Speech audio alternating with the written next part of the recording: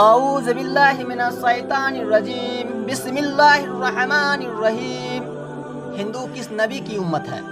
قرآن کریم کی سورۃ ریاض میں اللہ تعالیٰ فرماتا ہے کہ ہم نے ہر قوم کے اندر نبی اور ڈر سنانے والا بھیجا ہے۔ اور پھر حدیث مبارک سے ہمیں پتہ چلتا ہے کہ پوری دنیا کی ہر قوم اور ہر ایک جگہ جہاں انسانیت آباد تھی 1,24,000 پیغمبر بھیجے گئے، لیکن نام سے ذکر صرف 25 پیغمبروں کا ہے، کیونکہ اگر ان سب کے نام زندگی اور قوموں کے حالات بیان ہوتے تو پھر قرآن عبرت کی کتاب کی بجائے تاریخ کی کتاب زیادہ معلوم ہوتی، شاید اسی لیے ان کا ذکر کرنا ضروری نہیں تھا۔ مگر آج ہندو مذہب کے ماننے والے لوگوں کا دعویٰ یہ ہے کہ ان کا ہندو مذہب مسلمانوں کی تاریخ سے بھی ہزاروں سال پرانا ہے، اور نہ ہی ہندوستان کی سرزمین پر کوئی نبی بھیجا گیا، اور ان کے پاس بھی قرآن مجید کی طرح کئی کتابوں موجود ہے جس میں ہندو مذہب کے لوگوں کا کہنا ہے کہ ہماری کسی بھی کتاب میں کسی بھی پیغمبر کا کوئی ذکر موجود نہیں ہے، جو کہ ایک بہت بڑا جھوٹ ہے۔ اور سورۃ الانبیاء آیت نمبر 107 کے اندر اللہ فرماتا ہے کہ ہم نے آپ کو تمام جہان کے لیے یعنی قیامت تک کے انسانوں کے لیے ہدایت بنا کر بھیجا ہے، جس کا مطلب ہے کہ اس میں ہندوستان کی سرزمین بھی شامل ہے۔ تو پھر ہندو مذہب کے ماننے والے اس کا انکار کیوں کرتے ہیں؟ اگر ہندوستان کی سرزمین پر کوئی نبی واقعی ہی نہیں بھیجا گیا تو پھر یہ قوم کیسے آباد ہوئی؟ آئیے اس سوال کا جواب تاریخ سے جاننے کی کوشش کرتے ہیں، اور ایسے سوال کے جواب جانتے ہیں جو تمام ہندو پنڈت اسکالر دنیا سے چھپاتے ہیں۔ ہندو مذہب کے ماننے والوں کا یہ دعویٰ ہے کہ یہ دنیا کا سب سے پرانا مذہب ہے، اتنا پرانا کہ جب اسلام یا مسلمان لفظ کا وجود تک ہی نہ موجود تھا، جو کہ صحیح بھی ہے، کیونکہ کفر اور شرک کی شروعات تو اسی دن سے ہو گئی تھی جب حضرت آدم علیہ السلام کے بیٹے قابل نے حابل کو قتل کیا تھا اور ان سے الگ ہو کر کفر اور شرک کے اندر متبلا ہو گیا تھا۔ تاریخ اس بات کی بھی گواہ ہے کہ حضرت ابراہیم علیہ السلام کی قوم بھی بت پرست تھی، اور اس بات سے بھی سب واقف ہے کہ حضرت موسیٰ علیہ السلام کی قوم نے بھی ایک وقت پر سونے کے بچھڑے کی عبادت شروع کر دی تھی، یہاں تک کہ رسول صلی اللہ تعالی علیہ وسلم کے اعلان نبوت سے پہلے کعبے کے اندر بھی 360 بت موجود تھے، جنہیں مکہ فتح کرنے کے وقت صحابہ کرام نے توڑ توڑ کر ٹکڑے ٹکڑے کر دیے، جس سے یہ معلوم ہوتا ہے کہ بت پرستی تو دنیا کے پہلے انسان حضرت آدم علیہ السلام کی نافرمان اولاد کے بعد سے آج تک موجود ہے، مگر اس کا تعلق کسی مذہب سے نہیں بلکہ گمراہی سے ہے، جو کہ شیطان ان سے کرواتا رہا۔ جہاں تک ہندوستان کی سرزمین کا تعلق ہے تو یہاں پر ان لوگوں کی ہدایت کے لیے یقیناً کئی پیغمبر بھیجے گئے، جن کی کچھ تعلیمات تو آج بھی صحیح حالات میں موجود ہے، مگر زیادہ تر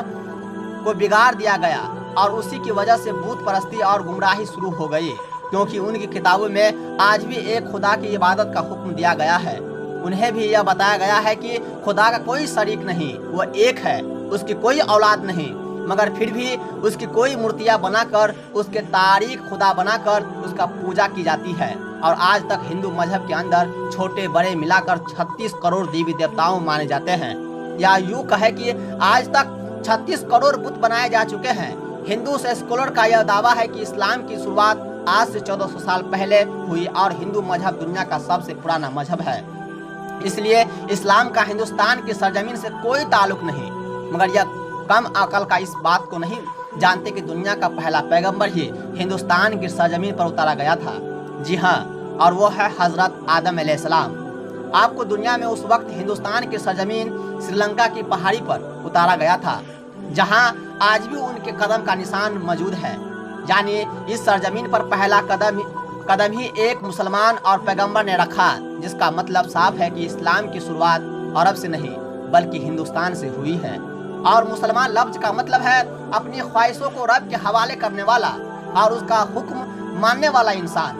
اب حیرت گنج کرنے والی ایک بات یہ بھی ہے کہ آدم سنسکرت زبان کا لفظ ہے، جو کہ ہندوستان کی سرزمین کی زبان ہے، نہ کہ عرب کی زبان، اور سنسکرت میں آدم کا مطلب ہوتا ہے پہلا، شروعاتی یا اصلی، اور آدم علیہ السلام کو قدیم سنسکرت کی کتابوں کے اندر منو کہہ کر پکارا گیا ہے۔ اگر ہندو کسی طرح سے ان کے وجود کا انکار کرنے کی کوشش کرے تو ایسا بالکل ناممکن ہے، کیونکہ انہی کی مقدس کتاب رگ وید اور پران میں آدم علیہ السلام کی پیدائش اور فرشتوں کا ان کو سجدہ کرنا، اور آدم علیہ السلام کی پسلی سے حضرت حوا کی پیدائش और शैतान का इन दोनों को बहका कर जन्नत से निकालवाना और फिर ज़मीन पर उतार देने का जिक्र साफ तौर पर मौजूद है। बिल्कुल ऐसे ही जैसे कुरान पाक की सूरह बकरा में और इसी तरह इंजील में भी आपका जिक्र किया गया है। इसका मतलब अगर इन तीनों दुनिया की सबसे बड़ी नायाब किताबों के अंदर एक जैसी चीज़ें मौजूद है तो इनका सोर्स भी एक ही होना चाहिए, यानी एक खुदा। और एक खास बात यह है कि श्रीलंका की सरजमीन से हिंदुस्तान की सरजमीन को जोड़ने के लिए कुदरती पुल आज भी हजारों सालों से पानी के दरमियान मौजूद है, जिसका बनना कोई इत्तेफाक नहीं। अब सबसे अहम सवाल यह है कि हिंदुस्तान की सरजमीन पर जिस भी नबी को भेजा गया होगा, क्या उसके बारे में हमें तारीख में कुछ सबूत मिलते हैं?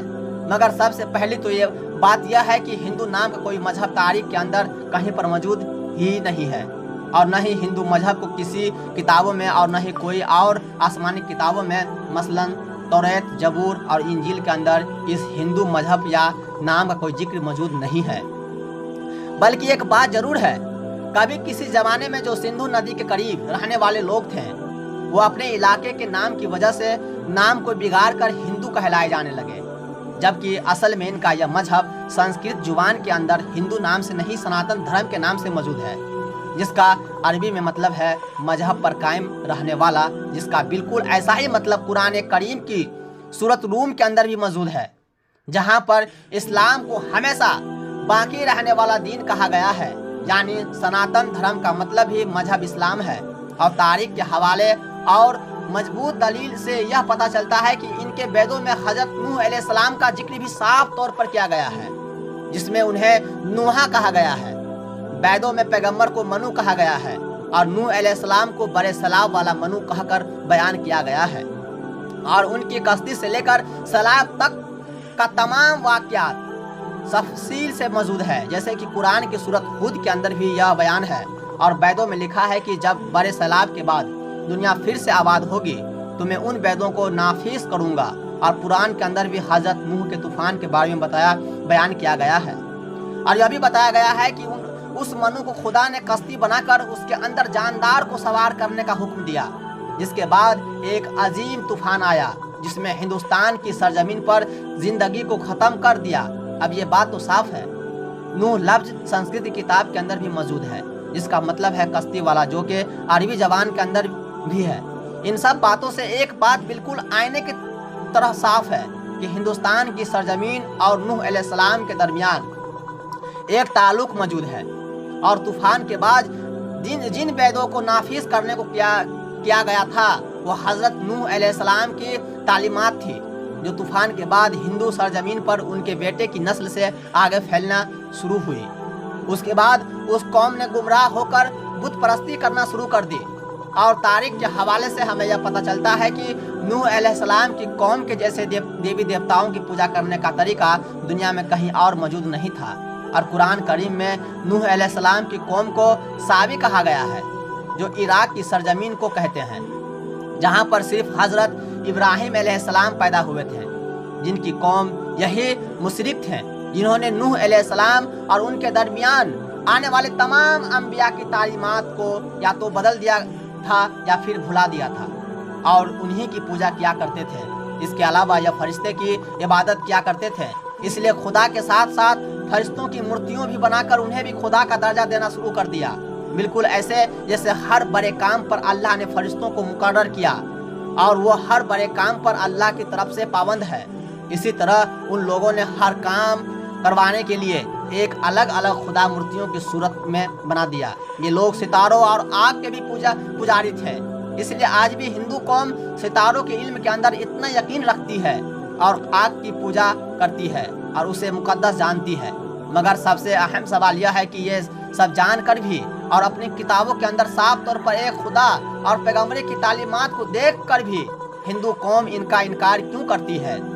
क्यों नहीं मानती कि अल्लाह के वादे के मुताबिक उनकी कौम के अंदर भी अल्लाह का पैगाम उतारा गया, उन्हें भी डर सुनाया गया? इस बात को समझने के लिए आपको सही बुखारी की एक हदीस मुबारक के बारे में जानना होगा। हजरत अबू सैयद खुदरी रजी अल्लाह ताला अन्हा से रिवायत है कि रसूल करीम सल्लल्लाहु ताला अलैहि वसल्लम ने फरमाया कि क़यामत के दिन जब हजरत नूह अलैहिस्सलाम और उनकी कौम को बुलाया जाएगा اور اللہ تعالیٰ نوح علیہ السلام سے سوال کرے گا کہ کیا آپ نے اپنی قوم تک میرا پیغام پہنچا دیا؟ تو حضرت نوح علیہ السلام فرمائیں گے کہ بے شک میرے مالک۔ اس کے بعد نوح علیہ السلام کی قوم سے پوچھا جائے گا کہ کیا نوح نے میرا حکم تم تک پہنچا دیا تھا؟ یہ لوگ انکار کریں گے، نہیں، ہمارے پاس کوئی بھی ڈر سنانے والا نہیں آیا، ہمیں آپ کا کوئی پیغام نہیں ملا۔ اللہ تعالیٰ نوح علیہ السلام سے فرمائیں گے کہ آپ کا گواہ کون ہے؟ وہ فرمائیں گے کہ میرے گواہ حضرت محمد صلی اللہ تعالی وسلم ہے اور ان کی امت ہے۔ پھر تم لوگوں کو پیش کیا جائے گا اور تم لوگ گواہی دینے کے نوح علیہ السلام نے اپنا پیغام یا اللہ کا پیغام پہنچا دیا تھا۔ جس کے بعد نبی کریم صلی اللہ تعالی علیہ وسلم نے سورہ بقرہ کی آیت 143 پڑھی، اور اسی طرح سے ہم نے تمہیں درمیانی امت بنا دیا تاکہ تم لوگوں پر گواہ رہو اور رسول تم پر گواہ رہے، جس سے یہ ثابت ہوا کہ ہندو قوم کبھی اپنے نبی نوح علیہ السلام کی تعلیمات یا کسی اور پیغمبر کو تسلیم نہیں کریں گے، اور ہندوستان کی سرزمین کا اصل مذہب اسلام ہی ہے، جو کہ بگاڑ کی وجہ سے اپنی اصل شکل کھو چکا ہے۔ آج یہ ہماری ذمہ داری ہے کہ ہم ان لوگوں تک اللہ تعالیٰ کا پیغام صحیح حالات میں پہنچائیں، کیونکہ ہمارے رسول صلی اللہ تعالی علیہ وسلم کو تمام جہان کے لیے رحمت بنا کر اور ڈر سنانے والا بنا کر بھیجا گیا ہے، اور اب قیامت تک کسی رسول اور پیغمبر کو نہیں آنا۔ اس لیے یہ کام اب امت مسلمہ کے ذمہ ہے، جس سے قیامت کے روز اس بارے میں سوال کیا جائے گا، اور ڈاکٹر ذاکر نائک جیسے لوگوں نے موجودہ دور کے اندر اس کی بہت کوشش کی اور کافی حد تک اپنی تحقیق سے لوگوں کو اللہ کا ڈر سنا کر مسلمان کیا، انہیں لاجیکل طور پر حقیقت پہنچانے میں کامیاب رہے۔ مگر افسوس، ہمارے ملک ہندوستان نے دین پر مر مٹنے والی شخصیت پر جھوٹ آروپ لگا کر دیش سے باہر کر دیا، اور اگر سچ کہوں تو آج کا مسلمان دینی اور علمی میدان میں دنیا سے بہت پیچھے رہ چکا ہے۔ اس لیے آج دنیا ہم مسلمانوں پر غالب ہو رہی ہے۔ اللہ تعالی ہمیں دین کو سمجھنے کی اور عمل پر رہنے کی توفیق عطا فرمائے، آمین ثم آمین۔